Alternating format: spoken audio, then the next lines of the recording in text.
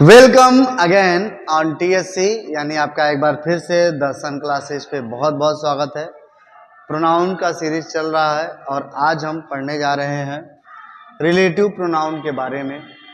Relative pronoun और interrogative pronoun same होता है, लेकिन यूज कैसे करना है उसका आज हम डिफरेंटेज भी समझेंगे।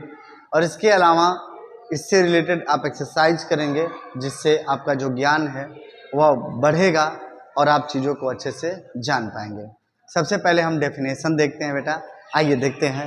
लिखा हुआ relative pronoun when the words, यानी जब शब्द जो हैं दैट, कौन कौन से शब्द, that, what, who, whom, which, whose are used to relate और ज्वाइन, जब ये ज्वाइन करने के यूज किए जाएं, जोड़ने के लिए यूज किए जाएं, या रिलेट यानी संबंध बताने के लिए यूज किए जाएं, प्रयोग किए जाएं। अ ग्रुप ऑफ वर्ड्स, किससे, शब्द से या शब्दों के समूह से, they are called relative pronounce.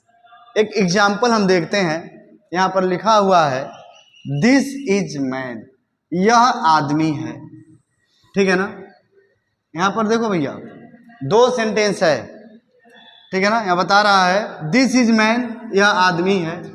Who काट द थिप, हु मतलब जिसने,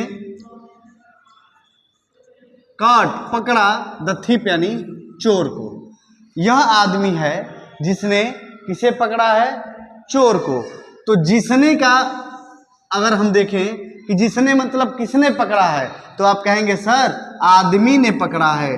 तो यानी इस हु की जगह क्या है, ये आदमी ही तो है, और आदमी यानी मैन क्या है, मैन नाउन है, और नाउन के जगह में हमने क्या यूज किया है, हु। तो हु क्या कहलाएगा, प्रोनाउन। चूंकि यह इसी से संबंधित है, इसीलिए इसे कहेंगे रिलेटिव प्रोनाउन, ठीक है।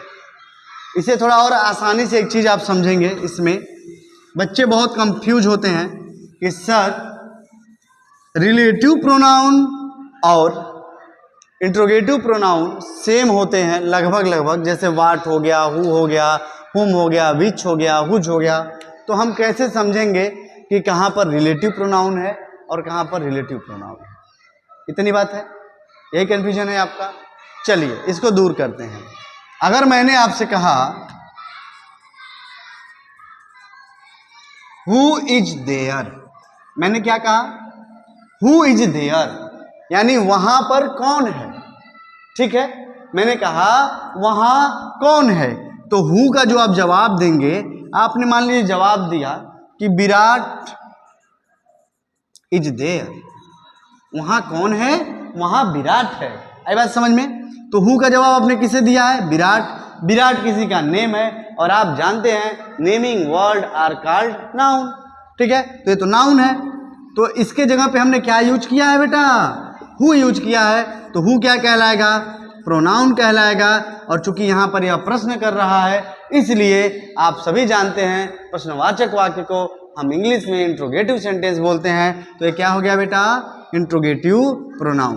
बताइए क्या समझना आसान है कि नहीं। दूसरी बात, यह हमेशा सेंटेंस के सबसे पहले मिलेंगे, कौन, हु, व्हाट, हुम, विच, हुज, ठीक है ना। तब आप कहेंगे इंट्रोगेटिव है, और जब यही आप देखेंगे बीच में मिलेगा, तो आप कहेंगे सर यह रिलेटिव है। जैसे अभी हमने एक सेंटेंस लिखा था, दिस इज मैन हु काट द थिप। बताइए दोनों सेंटेंस में हु आया हुआ है, पहले वाले में भी हु आया है और दूसरे वाले में भी हु आया है, लेकिन पहले वाले में हु सेंटेंस के सबसे पहले में है, स्टार्टिंग में है, इसलिए बेटा यह इंट्रोगेटिव प्रोनाउन है। और दूसरे सेंटेंस में आप देखेंगे हु है, लेकिन यह कहाँ पर है, यह सेंटेंस के बीच में है। आप देख के ही कह देंगे कि सर यह तो रिलेटिव प्रोनाउन है। तो जहां पर सेंटेंस में सबसे पहले क्वेश्चन वर्ड आएंगे, वे क्या कहलाएंगे, वे कहलाएंगे इंट्रोगेटिव प्रोनाउन। और जहां पर बीच में आ जाएगा, वहां पे क्या कहेंगे बेटा, वहां पर हम कहेंगे रिलेटिव प्रोनाउन। इतनी बात आपको समझ में आ गई। तो क्या अगर आपको सेंटेंस हम लिख कर दे दें और उसमें आपको कहें कि पहचानो बेटा इसमें कहाँ पर रिलेटिव प्रोनाउन लगा है, कहाँ पर इंट्रोगेटिव प्रोनाउन लगा है तो आप नहीं से पहचान पाएंगे। बहुत सही, पहचान लेंगे ना तो बस आज की क्लास का मोटो आप समझ गए, यही है इतना। इसके अलावा आपको 2 टाइप का एक्सरसाइज आज मिलेगा। इस एक्सरसाइज को कीजिए, सबमिट कीजिए और देखिए कि आप कितना सही कर पा रहे हैं, कितना गलत कर पा रहे हैं। जितने सारे एक्सरसाइज आपको दिया जा रहा है होमवर्क में, एक दिन इसका स्पेशल क्लास आएगा जिसमें सारे होमवर्क का हम बताएंगे सॉल्यूशन कि किसका कौन सा आंसर सही है। और उस दिन आप अभी तक जितना भी आप सबमिट कर रहे हैं किसी कॉपी पे आप ज़रूर लिखिए। आप केवल ऐसे मत करिए कि ठीक है कमेंट बॉक्स में ही लिखें, आप कॉपी पे भी लिखिए और कमेंट बॉक्स में भी सबमिट करिए।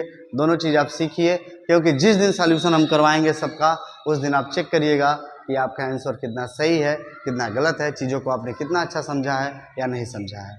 दूसरी चीज़, आप अपने मित्रों को, आपके बुआ के लड़के लड़कियां पढ़ रहे हैं, आपके मौसी के लड़की लड़कियां पढ़ रहे हैं, तो आप उन तक ये वीडियो ज़रूर भेजिए ताकि उन्हें भी इंग्लिश ग्रामर का जो नॉलेज है वह छोटे छोटे पार्ट में पता चल सके, वे भी जान सकें। ठीक है बेटा, बाकी देखते रहिए द सन क्लासेस, बने रहिए TSC पर। बहुत बहुत धन्यवाद।